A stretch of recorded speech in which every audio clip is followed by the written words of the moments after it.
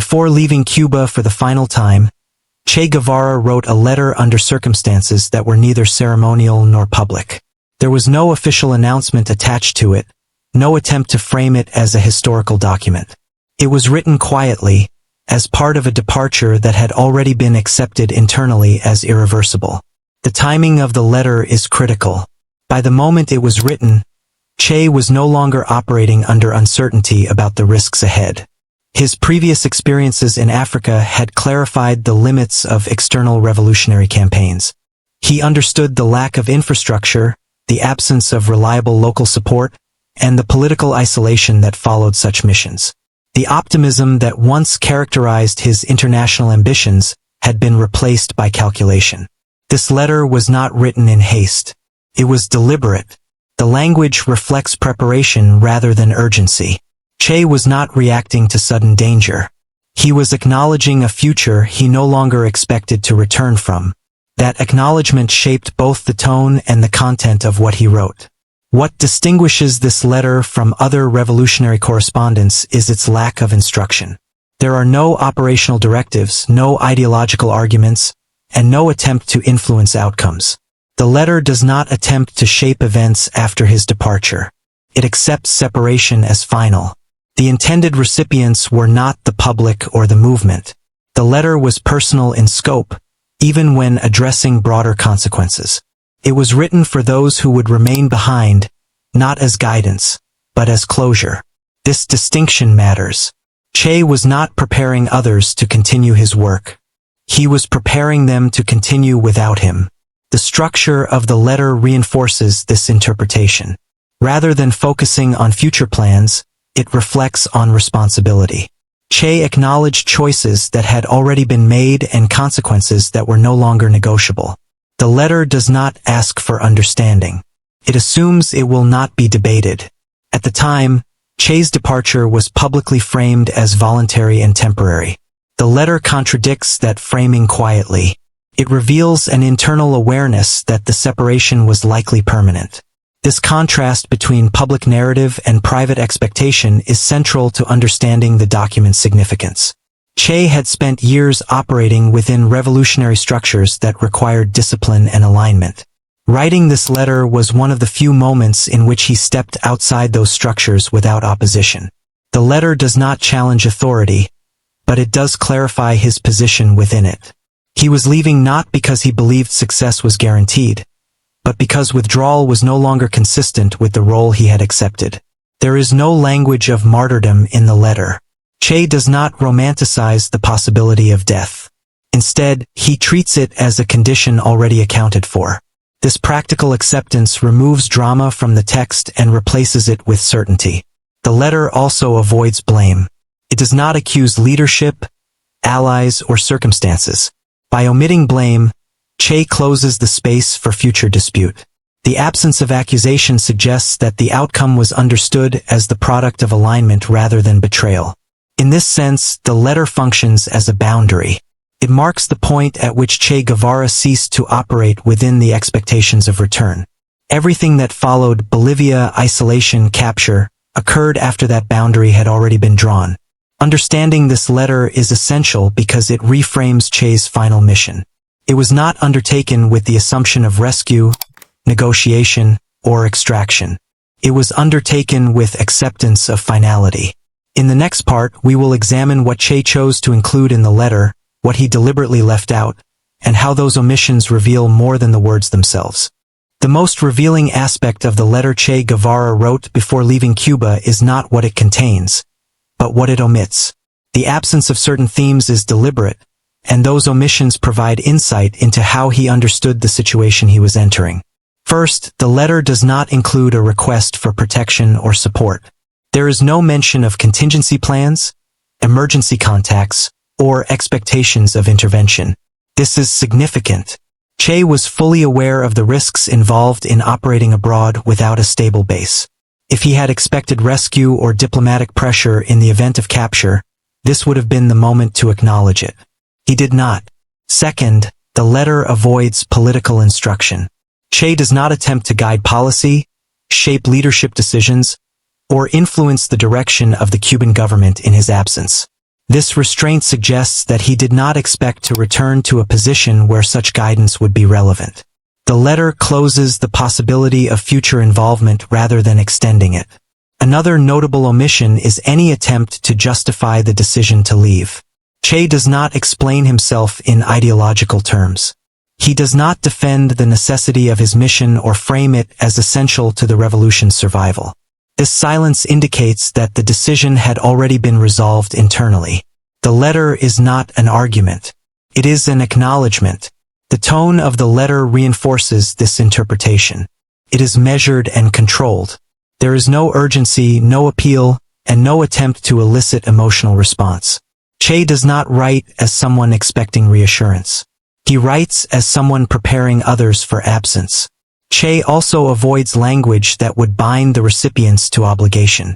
There is no demand for loyalty, remembrance, or continuation in his name. He does not seek to shape how he will be remembered.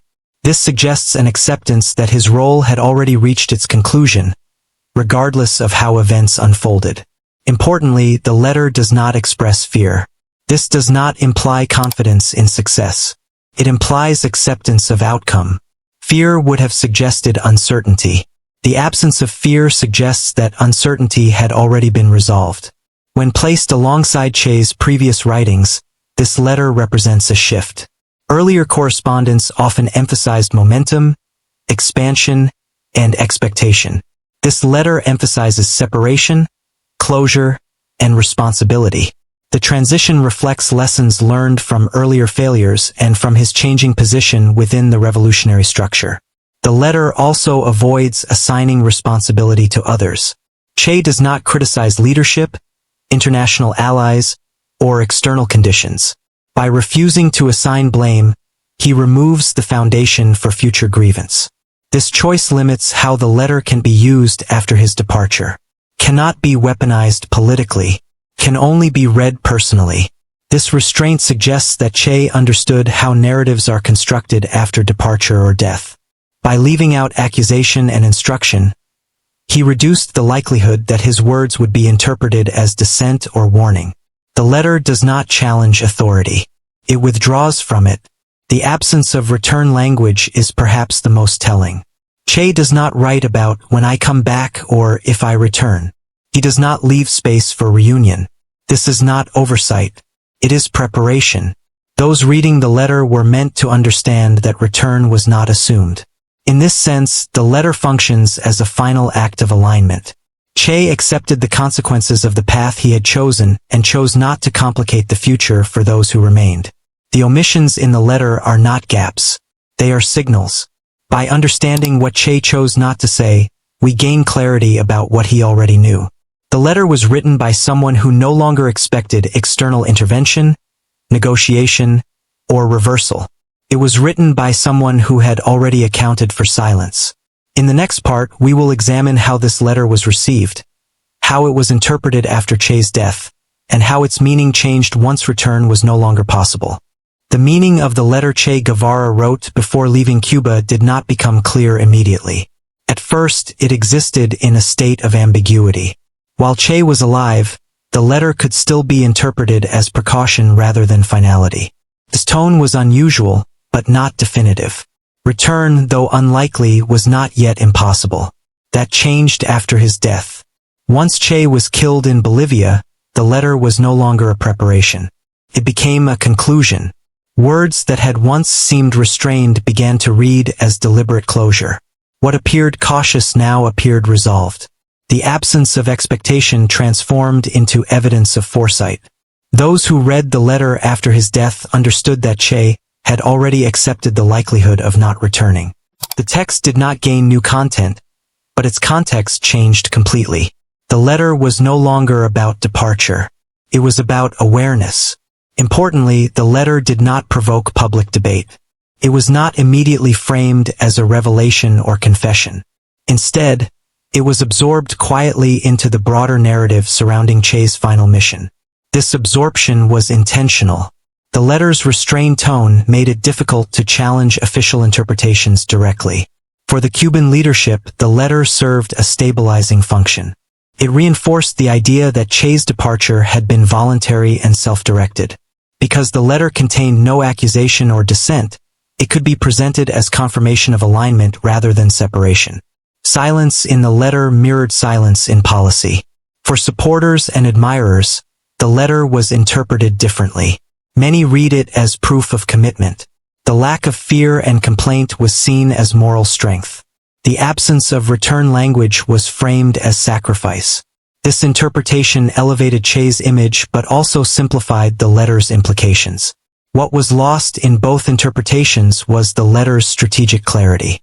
Che was not writing to inspire or reassure. He was writing to resolve. The letter closed off the possibility of rescue, negotiation, or reversal. It signaled that whatever happened next would not require explanation. Over time, selective readings of the letter became dominant. Passages were emphasized that aligned with existing beliefs, while omissions were ignored. The most significant element, the absence of expectation, was rarely addressed directly. It was easier to celebrate what Che said than to confront what he accepted. As decades passed, the letter became part of Che's mythology.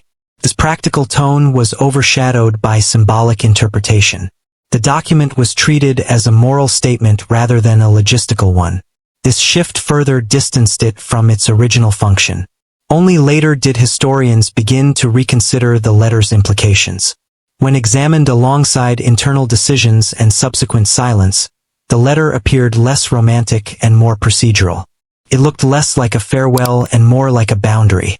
Che's awareness did not absolve others of responsibility, but it clarified the environment in which decisions were made.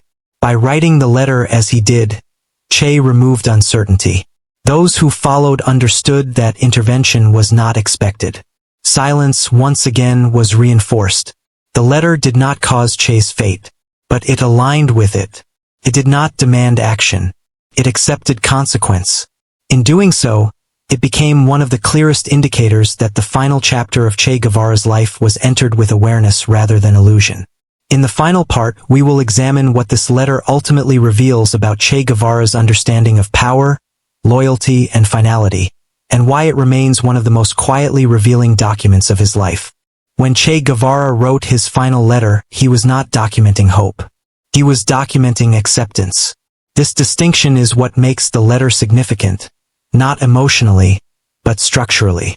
Che understood how revolutionary systems function once they stabilize. He had been part of the process. He had watched how improvisation gives way to order, and how individuals who cannot be fully integrated are gradually redirected. The letter reflects this understanding. It does not resist the system. It adapts to it. What the letter ultimately reveals is Che's awareness of limits. Not the limits of ideology, but the limits of intervention.